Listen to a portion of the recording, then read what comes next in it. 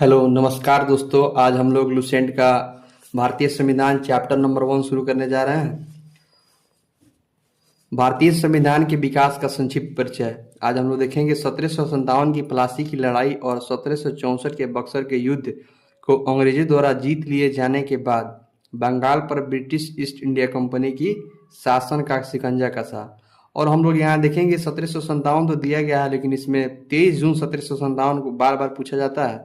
तो प्लासी की युद्ध 23 जून 1757 को हुआ था और बक्सर का युद्ध जो हुआ था 22 अक्टूबर 1764 को हुआ था। इसी शासन को अपने अनुकूल बनाए रखने के लिए अंग्रेजों ने समय समय पर कई एक्ट पारित किए। जो भारतीय संविधान के विकास की सीढ़ियां बनी वे निम्न हैं। आइए हम लोग देखते हैं वे कौन कौन से एक्ट हैं। 1773 ईस्वी का रेगुलेटिंग एक्ट। इस अधिनियम का अत्यधिक संवैधानिक महत्व है। जैसे हम लोग देखेंगे इसका क्या क्या महत्व है। भारत में ईस्ट इंडिया कंपनी के कार्यों को नियमित और नियंत्रित करने की दिशा में ब्रिटिश सरकार द्वारा उठाया गया यह पहला कदम था। यानी हम लोग कह सकते हैं कि अंग्रेजों द्वारा उठाया गया यह पहला नियम है, अर्थात कंपनी के शासन पर संसदीय नियंत्रण स्थापित किया गया और इसके द्वारा पहली बार कंपनी के प्रशासनिक और राजनीतिक कार्यों को मान्यता मिली। इसके द्वारा केंद्रीय प्रशासन की नींव रखी गई और इसकी विशेषता हम लोग देखेंगे।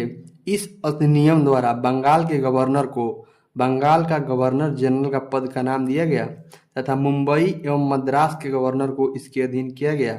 इस एक्ट के तहत बनने वाले प्रथम governor general Lord Warren Hastings थे। इस एक्ट के अंतर्गत कलकत्ता प्रेसिडेंसी में एक ऐसी सरकार स्थापित की गई जिसमें गवर्नर जनरल और उसके परिषद के 4 सदस्य थे जो अपनी सत्ता के उपयोग संयुक्त रूप से करते थे। इस अधिनियम के अंतर्गत कलकत्ता में 1774 ईस्वी में एक उच्चतम न्यायालय की स्थापना की गई जिसके मुख्य न्यायाधीश और 3 अन्य न्यायाधीश थे। इनके प्रथम न्यायाधीश सर एलिजा इम्फे थे और 3 अन्य न्यायाधीश चैम्बर्स, लिमेस्टर एवं हाइड थे। इसके तहत कंपनी के कर्मचारियों को निजी व्यापार करने और भारतीय लोगों से उपहार व रिश्वत लेने को प्रतिबंधित कर दिया गया है। इस अधिनियम के द्वारा ब्रिटिश सरकार को बोर्ड ऑफ डायरेक्टर के माध्यम से कंपनी पर नियंत्रण सशक्त हो। इससे भारत में इसके राजस्व, नागरिक और सैन्य मामलों की जानकारी ब्रिटिश सरकार को देना आवश्यक किया गया। आइए हम लोग इसमें देखते हैं कि इसकी प्रमुख विशेषताएं को एक नज़र में हम लोग देखते हैं। जैसे 1773 ईस्वी के रेगुलेटिंग एक्ट में कंपनी का जो था बंगाल के गवर्नर को बंगाल का गवर्नर जनरल का पद नाम दिया गया और इसके प्रथम governor general Lord Warren Hastings थे।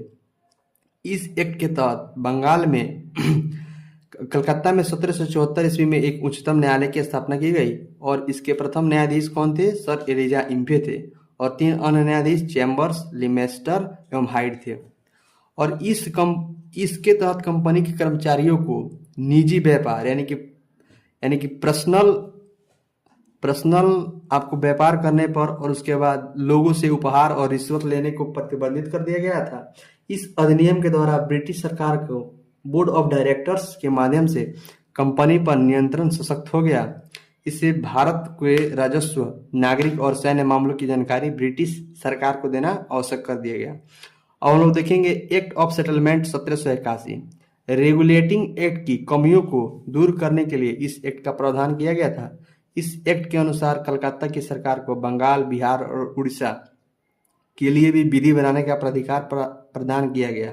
यानी कि बंगाल जो कलकत्ता की सरकार थी, बंगाल, बिहार और उड़ीसा तीनों के लिए कानून क्या कर सकती है? बना सकती है। और इसके बाद आने वाला एक्ट है 1784 ईस्वी का पिट्स इंडिया एक्ट। इस एक्ट के द्वारा दोहरे प्रशासन का प्रारंभ हुआ, यानी कि बोर्ड ऑफ डायरेक्टर्स व्यापारिक मामलों के लिए देखभाल के लिए थे और बोर्ड ऑफ कंट्रोलर राजनीतिक मामलों के लिए थे। 1793 ईस्वी का चार्टर अधिनियम। इसके द्वारा नियंत्रण बोर्ड के सदस्यों तथा कर्मचारियों के वेतन आदि को भारतीय राजस्व से देने की व्यवस्था की गई। यानी कि 1793 ईस्वी के चार्टर अधिनियम में वेतन जो भारतीय राजस्व से था, इसी से भारतीय राजस्व से ही अंग्रेजी कर्मचारियों को उनको वेतन देना निर्धारित किया गया। 1883 ईस्वी का चार्टर अधिनियम इस अधिनियम की मुख्य विशेषताएं: कंपनी के अधिकार पत्र को 20 वर्षों के लिए बढ़ा दिया गया। कंपनी के भारत के साथ व्यापार के लिए एक अधिकार को छीन लिया गया, यानी कि जो कंपनी का था भारत के साथ एक अधिकार, यानी कि पर्सनल अकेला ही ये अधिकार किए हुआ है व्यापार करने के लिए, इसको हटा दिया गया। किंतु उसे चीन के साथ व्यापार एवं पूर्वी देशों के साथ चाय के व्यापार के लिए संबंध में 20 वर्षों के लिए क्या किया गया, अधिकार प्राप्त रहा। कुछ सीमाओं के अधीन सभी ब्रिटिश नागरिकों के लिए भारत के साथ व्यापार खोल दिया गया और 1813 ईस्वी से पहले ईसाई पादरियों को भारत में आने की आज्ञा नहीं थी, परंतु 1813 ईस्वी के अधिनियम द्वारा ईसाई पादरियों को आज्ञा प्राप्त करके भारत आने की सुविधा मिल गई। 1833 ईस्वी का चार्टर अधिनियम।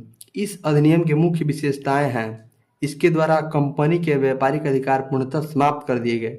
अब कंपनी का कार्य ब्रिटिश सरकार की ओर से मात्र भारत का शासन करना रह गया था। बंगाल के गवर्नर जनरल को भारत का गवर्नर जनरल कहा जाने लगा। बम्बई मद्रास की परिषदों की विधि निर्माण शक्तियों को वापस ले गया, यानी कि बम्बई तथा मद्रास जो पहले कलकत्ता का जो हाई कोर्ट था वह बिहार, बंगाल और मद्रास के लिए कानून बना सकता था, लेकिन इस अधिनियम के द्वारा ये इसे छीन लिया गया और सिर्फ शासन करना रह गया। विधिक परामर्श हेतु गवर्नर जनरल की परिषद में विधि सदस्य के रूप में चौथे सदस्य को शामिल किया गया और भारत में दास प्रथा को विधि विरुद्ध घोषित किया गया तथा 1843 ईस्वी में इसका उन्मूलन कर दिया गया। अधिनियम की धारा 87 के तहत कंपनी के अधीन पद धारण करने के लिए किसी भी व्यक्ति को धर्म, जन्म स्थान, मूल, वंश या रंग के आधार पर अयोग्य न ठहराए जाने का उपबंध किया गया। गवर्नर जनरल की परिषद को राजस्व के संबंध में पूर्ण अधिकार प्राप्त करते हुए गवर्नर जनरल को संपूर्ण देश के लिए एक ही बजट तैयार करने का अधिकार दिया गया था। भारतीय कानूनों को वर्गीकरण किया गया था तथा इस कार्य के लिए विधि आयोग की नियुक्ति की गई थी। 1834 ईस्वी में लॉर्ड मैकाले की अध्यक्षता में प्रथम विधि आयोग का गठन किया गया था। 1853 ईस्वी का चार्टर अधिनियम। इस अधिनियम की मुख्य विशेषताएं: इस अधिनियम के द्वारा सेवाओं में नामजदगी का सिद्धांत समाप्त कर दिया गया। कंपनी के महत्वपूर्ण पदों को प्रतियोगी परीक्षाओं के आधार पर भरने की व्यवस्था की गई। इसके लिए 1854 ईस्वी में मैकाले समिति की नियुक्ति की गई। इस अधिनियम के द्वारा गवर्नर जनरल की परिषद के विधायी एवं प्रशासनिक कार्यों को अलग कर दिया गया। इसके तहत परिषद 6 नए पार्षद जोड़ने के लिए, जिसे विधान परिषद कहा गया। इसमें 6 नए पार्षद जोड़े जाएंगे जिन्हें क्या कहा गया, विधान परिषद। 1858 का भारत शासन अधिनियम। इस अधिनियम की मुख्य विशेषताएं निम्नलिखित है। भारत शासन कंपनी से लेकर ब्रिटिश क्राउन के हाथों में सौंपा गया। आप लोग इस फैक्ट को ध्यान से देखेंगे क्योंकि यह बार बार प्रश्नों पूछा जाता है। भारत का शासन कंपनी से लेकर ब्रिटिश क्राउन के हाथों में कब सौंपा गया, तो 1858 का भारत शासन अधिनियम। भारत में मंत्री पद की व्यवस्था की गई। 15 सदस्यों की भारत परिषद का सृजन हुआ। 8 सदस्य ब्रिटिश सरकार द्वारा एवं 7 सदस्य कंपनी के निदेशक मंडल द्वारा। भारतीय मामलों पर ब्रिटिश संसद का सीधा नियंत्रण स्थापित हुआ, यानी कि भारतीय मामलों पर जो है ब्रिटिश संसद का सीधा नियंत्रण रहेगा। मुगल सम्राट के पद को समाप्त कर दिया गया और इस अधिनियम के द्वारा बोर्ड ऑफ डायरेक्टर्स तथा बोर्ड ऑफ कंट्रोलर्स को समाप्त कर दिया गया, जो कि हम लोग देखे थे। बोर्ड ऑफ डायरेक्टर्स और बोर्ड ऑफ कंट्रोलर 1784 ईस्वी का पिट्स इंडिया एक्ट था, इसको समाप्त कर दिया गया। और भारत के शासन संचालन के लिए ब्रिटिश मंत्रिमंडल में एक सदस्य के रूप में भारत के राजस्व सचिव की नियुक्ति की गई। वह अपने कार्यों के लिए ब्रिटिश संसद के प्रति उत्तरदायी होता था। भारत के प्रशासन पर इसका संपूर्ण नियंत्रण था। उसी का वाक्य अंतिम होता था, चाहे वह नीति के विषय में हो या अन्य ब्यूरो के विषय में हो। भारत के गवर्नर जनरल का नाम बदलकर वायसराय कर दिया गया। अतः इस समय के गवर्नर जनरल लॉर्ड कैनिंग अंतिम गवर्नर जनरल तथा प्रथम वायसराय हुए।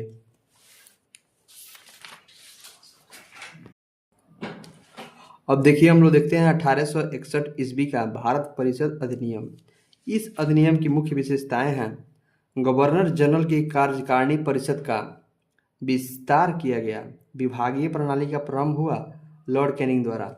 गवर्नर जनरल को पहली बार अध्यादेश जारी करने की शक्ति प्रदान की गई और ऐसे अध्यादेश की अवधि मात्र 6 महीने होती थी।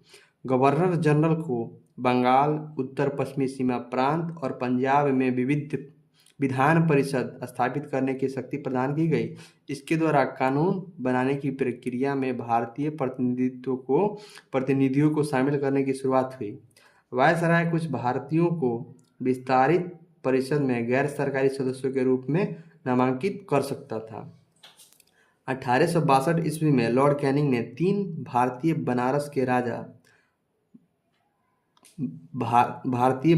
राजा, पटियाला के महाराजा और सर दिनकर राव को विधान परिषद में मनोनीत किया। कौन किया? तो लॉर्ड कैनिंग। 1873 ईस्वी का अधिनियम देखिए। इस अधिनियम द्वारा यह उपबंध किया गया कि ईस्ट इंडिया कंपनी को किसी भी समय भंग किया जा सकता है। 1 जनवरी 1884 ईस्वी को ईस्ट इंडिया कंपनी को औपचारिक रूप से भंग कर दिया गया। जैसे कि क्वेश्चन प्रश्न में पूछ सकता है कि ईस्ट इंडिया कंपनी को औपचारिक रूप से भंग कब कर किया गया, तो 1 जनवरी 1884 ईस्वी को। अब देखेंगे हम लोग शाही उपाधि अधिनियम 1876। इस अधिनियम द्वारा गवर्नर जनरल की केंद्रीय कार्यकारिणी में 6ठे सदस्य की नियुक्ति कर उसे लोक निर्माण विभाग का कार्य सौंपा गया। 28 अप्रैल 1876 ईस्वी को एक घोषणा द्वारा महारानी विक्टोरिया को भारत की सामग्री घोषित किया गया। और इसमें पूछ सकता है कि महारानी विक्टोरिया को भारत की सामग्री किस अधिनियम द्वारा नियुक्त किया गया, तो शाही उपाधि अधिनियम 1876। अब देखिए 1892 ईस्वी का भारत परिषद अधिनियम। इस अधिनियम की मुख्य विशेषताएं हैं। अप्रत्यक्ष चुनाव प्रणाली की शुरुआत हुई। इंपॉर्टेंट प्रश्न हो सकता है कि अप्रत्यक्ष चुनाव प्रणाली की शुरुआत कब हुई, तो 1892 का भारत परिषद अधिनियम। इसके द्वारा राजस्व एवं व्यय अथवा बजट पर बहस करने का कार्यकारिणी से प्रश्न पूछने की शक्ति मिल गई। 1892 का भारत परिषद अधिनियम के द्वारा हम व्यय अथवा बजट पर बहस कर सकते हैं और अप्रत्यक्ष चुनाव प्रणाली की शुरुआत हो गई थी। 1909 ईस्वी का भारत परिषद अधिनियम, मार्ले मिंटो सुधार। यह एक बहुत इंपॉर्टेंट अधिनियम हो सकता है। पहली बार मुस्लिम समुदाय के लिए पृथक प्रतिनिधित्व का उपबंध किया गया, यानी कि पहली बार मुसलमान सदस्यों के लिए, मुस्लिम समुदायों के लिए अलग निर्वाचक मंडल का प्रयोग इसमें किया गया है। इसके अंतर्गत मुस्लिम सदस्यों का चुनाव मुस्लिम मतदाता ही कर सकते हैं। भारत सरकार अधिनियम के तहत पहली बार विधायकों में कुछ निर्वाचित प्रतिनिधित्व की मंजूरी। इस प्रकार इस अधिनियम में सांप्रदायिकता को वैधानिकता प्रदान की गई और लॉर्ड मिंटो को सांप्रदायिक निर्वाचन का जनक के रूप में जाना गया। इसमें पूछ सकता है प्रश्न कि सांप्रदायिक निर्वाचन का जनक कौन था, तो लॉर्ड मिंटो। भारत को भारत सचिव एवं गवर्नर जनरल की कार्यकारिणी परिषद की नियुक्ति की गई। भारतीयों को भारत सचिव एवं गवर्नर जनरल की कार्यकारिणी परिषद की नियुक्ति की गई। केंद्रीय और प्रांतीय विधान परिषदों को पहली बार बजट पर वाद विवाद करने, सार्वजनिक हित के विषयों पर प्रस्ताव पेश करने, पूरक प्रश्न पूछने और मत देने का अधिकार मिला। प्रांतीय विधान परिषद की संख्या में वृद्धि की गई और सत्येंद्र नाथ सिन्हा वायसराय की कार्यकारिणी परिषद के प्रथम भारतीय सदस्य थे। उन्हें विधि सदस्य बनाया गया और इस अधिनियम के तहत presidency corporation, chambers of commerce, विश्वविद्यालय और जमींदारों के लिए अलग प्रतिनिधित्व का प्रावधान किया गया। 1909 ईस्वी में लॉर्ड मार्ले इंग्लैंड में भारत के राजस्व सचिव थे और लॉर्ड मिंटो भारत के वायसराय थे। भारत में ब्रिटेन के साथ संवैधानिक प्रयोगों में सबसे कम समय तक चलने वाला अधिनियम जो था 1909 का भारत परिषद अधिनियम ही था। अब हम लोग देखेंगे 1919 ईस्वी का भारत शासन अधिनियम, जिसे हम लोग शॉर्ट में मॉन्टेग्यू चेम्सफोर्ड सुधार भी कहते हैं। इस अधिनियम की मुख्य विशेषताएं हैं। केंद्र में द्विसदनात्मक विधायिका की स्थापना की गई। अब इसमें आपसे प्रश्न पूछ सकता है कि केंद्र में द्विसदनात्मक विधायिका की स्थापना किस अधिनियम के तहत की गई, तो 1919 का भारत शासन अधिनियम। प्रथम राज्य परिषद तथा दूसरा केंद्रीय विधानसभा।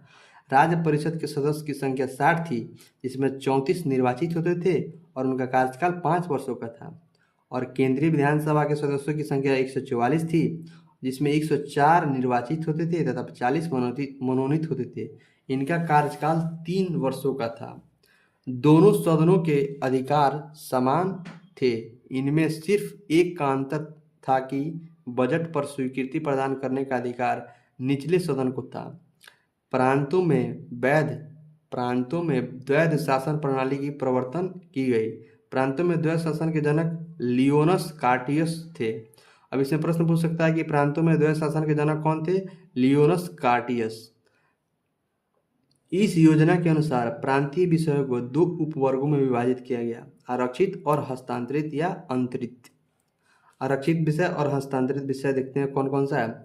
वित्त, भूमि, कर, अकाल सहायता, न्याय, पुलिस, पेंशन, आपराधिक जनजातियां, छापाखाना, समाचार पत्र, सिंचाई, जलमार्ग, खान, कारखाना, बिजली, गैस, बॉयलर, श्रमिक कल्याण, औद्योगिक विवाद, मोटर गाड़ियां, छोटे बंदरगाह और सार्वजनिक सेवाएं। ये सारे क्या थे? आरक्षित विषय।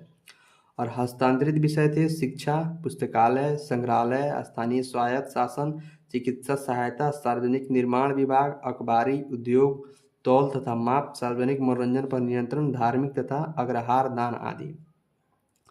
आरक्षित विषयों का प्रशासन गवर्नर और उसकी कार्यकारी परिषद के माध्यम से की जाती थी, जबकि हस्तांतरित विषयों का प्रशासन गवर्नर द्वारा विधान परिषद के प्रति उत्तरदायी मंत्रियों की सहायता से की जाती थी। इसे द्वैध शासन प्रणाली को 1935 ईस्वी के एक्ट के द्वारा समाप्त कर दिया गया था। और भारत सचिव को अधिकार दिया गया कि वह भारत में महालेखा परीक्षक की नियुक्ति कर सकता है। इस अधिनियम में भारत में एक लोक सेवा आयोग का गठन का प्रावधान किया गया। अब आपसे क्वेश्चन पूछ सकता है कि भारत में लोक सेवा आयोग का गठन का प्रावधान किस अधिनियम के द्वारा किया गया है? तो 1919 का भारत शासन अधिनियम। अतः 1926 ईस्वी में ली आयोग 1923-24 की सिफारिश पर सिविल सेवकों की भर्ती के लिए केंद्रीय लोक सेवा आयोग का गठन किया गया था। और इस अधिनियम के अनुसार वायसराय की कार्यकारिणी परिषद में 6 सदस्यों में से कमांडर इन चीफ को छोड़कर 3 सदस्य का भारतीय होना आवश्यक था। इसने सांप्रदायिक आधार पर सिखों, भारतीय ईसाइयों, आंग्ल भारतीयों और यूरोपियों के लिए भी पृथक निर्वाचन के सिद्धांत को विस्तारित कर दिया। इसमें पहली बार केंद्रीय बजट को राजस्व से राज्यों के बजट से अलग कर दिया गया। इसमें जो है प्रश्न इंपॉर्टेंट पूछ सकता है कि पहली बार केंद्रीय बजट को राज्यों के बजट से अलग कब किया गया? तो 1919 का भारतीय प्रशासन अधिनियम। इसके अंतर्गत एक वैधानिक आयोग का गठन किया गया, जिसका कार्य 10 वर्ष बाद जांच करने के बाद अपनी रिपोर्ट प्रस्तुत करना था। और इस अधिनियम में केंद्रीय विधानसभा में वायसराय के अध्यादेश जारी करने की शक्तियों को निम्न रूप में बनाए रखा गया। कुछ विषयों में संबंधित विधेयकों को विचारार्थ प्रस्तुत करने के लिए उसकी पूर्व अनुमति आवश्यक थी। उसे भारतीय विधानसभा द्वारा पारित किया। किसी भी विधेयक को वीटो करने या सम्राट के विचार के लिए आरक्षित करने की शक्ति थी। उसे यह शक्ति थी कि विधानमंडल द्वारा नामंजूर किए गए या पारित न किए गए किसी विधेयक या अनुदान को प्रमाणित कर दे तो ऐसे प्रमाणित विधेयक विधानमंडल द्वारा पारित विधेयक के समान हो जाते थे। वह आपात स्थिति में अध्यादेश बना सकता था, जिसका अस्थायी अवधि के लिए विधिक प्रभाव होता था। मोंटेग्यू चेम्सफोर्ड सुधार भारतीय शासन अधिनियम 1919 द्वारा भारत में पहली बार महिलाओं को वोट देने का अधिकार मिला। और उस समय इंग्लैंड का प्रधानमंत्री कौन था? लॉर्ड जॉर्ज था। ये महत्वपूर्ण प्रश्न हो सकता है आपके परीक्षा की दृष्टि से कि पहली बार महिलाओं को वोट देने का अधिकार कब मिला? तो मोंटेग्यू चेम्सफोर्ड सुधार भारत शासन अधिनियम 1919। अब हम लोग देखते हैं 1935 का भारत शासन अधिनियम, जो कि परीक्षा के दृष्टिकोण से बहुत महत्वपूर्ण है। यह साइमन कमीशन की रिपोर्ट पर आधारित था। 1935 ईस्वी के अधिनियम में 321 अनुच्छेद और 10 अनुसूचियां थी। इसमें आपसे पूछता है कि कितने अनुच्छेद और कितनी अनुसूचियां थी 1935 के अधिनियम में? तो 321 अनुच्छेद और 10 अनुसूचियां थी। इस अधिनियम के मुख्य विशेषताएं क्या है? निम्न प्रकार है। अखिल भारतीय संघ, यह 11 ब्रिटिश प्रांतों और 6 चीफ कमिश्नर के क्षेत्रों और उन देशी रियासतों से मिलकर बनना था जो स्वेच्छा से संघ में सम्मिलित हो। प्रांतों के लिए संघ में सम्मिलित होना अनिवार्य था, किंतु देशी रियासतों के लिए ऐच्छिक था। देशी रियासत संघ में सम्मिलित नहीं हुई और प्रस्तावित संघ की स्थापना संबंधी घोषणा पत्र जारी करने का अवसर ही नहीं आया। प्रांतीय स्वायत्तता। इस अधिनियम के द्वारा प्रांतों में द्वैध शासन व्यवस्था का अंत कर उन्हें एक स्वतंत्र और स्वायत्त संवैधानिक आधार प्रदान किया गया। केंद्र में द्वैध शासन की स्वायत्तता स्थापना। इस अधिनियम में विधायी शक्तियों को केंद्र और प्रांतीय विधानमंडलों के बीच विभाजित किया गया। इसके तहत परिसंघ सूची, प्रांतीय सूची एवं समवर्ती सूची का निर्माण किया गया। परिसंघ सूची विषयों पर परिसंघ विधानमंडल को विधान बनाने की अन्य शक्ति थी। इस सूची में विदेशी कार्य, करेंसी और मुद्रा, नौसेना, सेना, वायुसेना, जनगणना जैसे विषय थे। यानी कि आज के समय में जो हम लोग संघ सूची देखते हैं वहीं वो पहले क्या था, परिसंघ सूची था। प्रांतीय सूची, जो आज हम लोग राज्य सूची के नाम से जानते हैं, प्रांतीय सूची के विषयों पर प्रांतीय विधानमंडलों की अनन्य अधिकारिता थी। यानी कि इस सूची में वर्णित विषयों पर प्रांतीय विधानमंडल को कानून बनाने का अधिकार था। प्रांतीय सूची के विषय क्या थे? पुलिस, प्रांतीय लोक सेवा और शिक्षा। समवर्ती सूची आज भी समवर्ती सूची के नाम से ही जाना जाता है और इसके विषय पर परिसंघ और प्रांतीय विधानमंडल दोनों विधान बनाने के लिए सक्षम थे। समवर्ती सूची के कुछ विषय थे जैसे कि दंड विधि और प्रक्रिया, सिविल प्रक्रिया, विवाह विच्छेद यानी कि विवाह तलाक आदि। ऊपर उल्लेखित उपबंधों के अधीन रहते हुए किसी भी विधानमंडल को दूसरे की शक्तियों का अतिक्रमण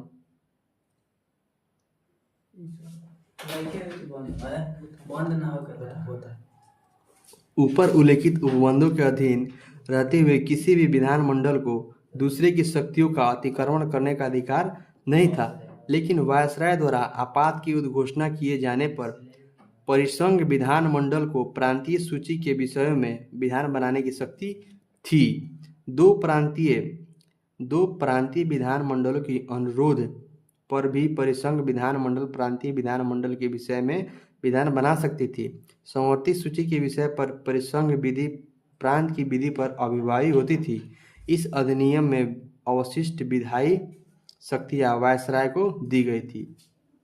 और 1935 के अधिनियम के बारे में नेहरू और अंबेडकर क्या क्या बताए हैं इसके बारे में हम लोग देखते हैं। नेहरू के द्वारा कहा गया था कि यह एक गुलामी का अधिकार पत्र है, एक ऐसी कार जिसमें ब्रेक तो है पर इंजन नहीं है। अंबेडकर इसे कहते हैं, मुझे इस आरोप के संबंध में कोई क्षमा नहीं मांगनी है कि संविधान के प्रारूप में गवर्नमेंट ऑफ इंडिया एक्ट 1935 के बड़े भाग को पुनः उत्पादित कर दिया गया है।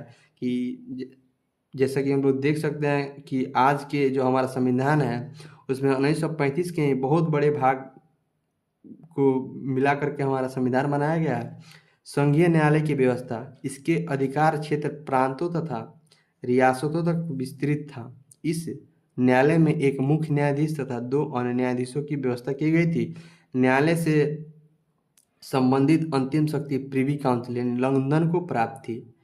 ब्रिटिश संसद की सर्वोच्चता, इस अधिनियम में किसी भी प्रकार के परिवर्तन का अधिकार ब्रिटिश संसद के पास था। प्रांतीय विधानमंडल और संघीय व्यवस्थापिका इसमें किसी प्रकार का परिवर्तन नहीं कर सकते थे। यानी कि ब्रिटिश संसद की जो सर्वोच्चता थी इसमें हमारे प्रांत के मंडल और संघीय व्यवस्थापिका इसमें किसी प्रकार के परिवर्तन नहीं कर सकते हैं। जो भी करेगा वह ब्रिटिश संसद ही करेगा। भारत परिषद का अंत, इस अधिनियम के द्वारा भारत परिषद का अंत कर दिया गया। और सांप्रदायिक निर्वाचन पद्धति का विस्तार, संघीय तथा प्रांतीय व्यवस्थापिकाओं में विभिन्न संप्रदायों को प्रतिनिधित्व देने के लिए सांप्रदायिक निर्वाचन पद्धति को जारी रखा गया और उसका विस्तार दलित जातियों, महिलाओं और मजदूर वर्ग तक किया गया। इस अधिनियम में प्रस्तावना का अभाव था। अब आपसे क्वेश्चन पूछ सकता है कि 1935 के अधिनियम में किस चीज़ का अभाव था, तो अब प्रस्तावना का अभाव था। और इसके द्वारा बर्मा को भारत से अलग कर दिया गया, औदन को इंग्लैंड के औपनिवेशिक कार्यालय के अधीन कर दिया गया, गया और बरार को मध्य प्रांत में शामिल कर लिया गया। इसके अंतर्गत देश में मुद्रा और शाख पर नियंत्रण के लिए भारतीय रिजर्व बैंक की स्थापना की गई और हमसे क्वेश्चन पूछ सकता है कि भारतीय रिजर्व बैंक यानी कि आरबीआई की स्थापना कब हुई, तो 1935 के अधिनियम के अंतर्गत। इसने मताधिकार का विस्तार किया, लगभग 10% जनसंख्या को मत अधिकार मिल गया। भारत सरकार अधिनियम 1935 के कारण बम्बई से सिंध प्रांत का निर्माण हुआ। बम्बई से सिंध प्रांत का निर्माण कब हुआ, 1935 के भारत सरकार अधिनियम। अब हम लोग देखते हैं 1947 ईस्वी का भारतीय स्वतंत्रता अधिनियम। ब्रिटिश संसद में 4 जुलाई 1947 को भारतीय स्वतंत्रता अधिनियम प्रस्तावित किया गया, जो 18 जुलाई 1947 को स्वीकृत हो गया। और इस अधिनियम में 20 धाराएं थी। इस अधिनियम के प्रमुख प्रावधान निम्न हैं। 2 अधिराज्यों की व्यवस्था, यानी कि 15 अगस्त 1947 को भारत एवं पाकिस्तान नामक 2 अधिराज्य बना दिए जाएंगे और उनको ब्रिटिश सरकार सत्ता सौंप देगी। सत्ता का उत्तरदायित्व दोनों अधिराज्यों की संविधान सभा को सौंपी जाएगी। भारत एवं पाकिस्तान दोनों अधिराज्यों में एक एक गवर्नर जनरल होंगे, जिनकी नियुक्ति उनके मंत्रिमंडल की सलाह से की जाएगी। संविधान सभा का विधानमंडल के रूप में कार्य करना तथा संविधान सभाएं संविधान का निर्माण नहीं कर लेती हैं, तब तक वे विधानमंडल के रूप में कार्य करती रहेंगी। भारतीय मंत्री के पद समाप्त कर दिए जाएंगे। 1935 ईस्वी के भारतीय शासन अधिनियम द्वारा शासन जब तक संविधान सभा द्वारा नया संविधान बनाकर तैयार नहीं कर लिया जाता है, तब तक उस समय 1935 के भारतीय शासन अधिनियम द्वारा ही शासन होगा। देशी रियासतों पर ब्रिटेन की सर्वोपरिता का अंत कर दिया गया। उनको भारत या पाकिस्तान में किसी भी अधिराज्य में शामिल होना और अपनी भावी संबंधों का निश्चय करने की स्वतंत्रता प्रदान की गई। इस अधिनियम के अधीन भारत डोमिनियन को सिंध, बलूचिस्तान, पश्चिमी पंजाब, पूर्वी बंगाल, पश्चिमोत्तर सीमा प्रांत और असम के सिलहट जिले को छोड़कर भारत का शेष राज्य क्षेत्रफल मिल गया। सिलहट जिले ने भारतीय स्वतंत्रता अधिनियम 1947 ईस्वी के प्रवृत्त होने के पूर्व जनमत संग्रह में पाकिस्तान के पक्ष में मत दिया था। अब इसमें क्वेश्चन पूछ सकता है कि आपसे कि जनमत संग्रह में पाकिस्तान के पक्ष में कौन सा जिला मत दिया था, तो सिलहट जिला। तो जैसा कि हम लोग पॉलिटी का प्रथम चैप्टर समाप्त कर दिए और कल मिलते हैं हम लोग दूसरे चैप्टर के साथ।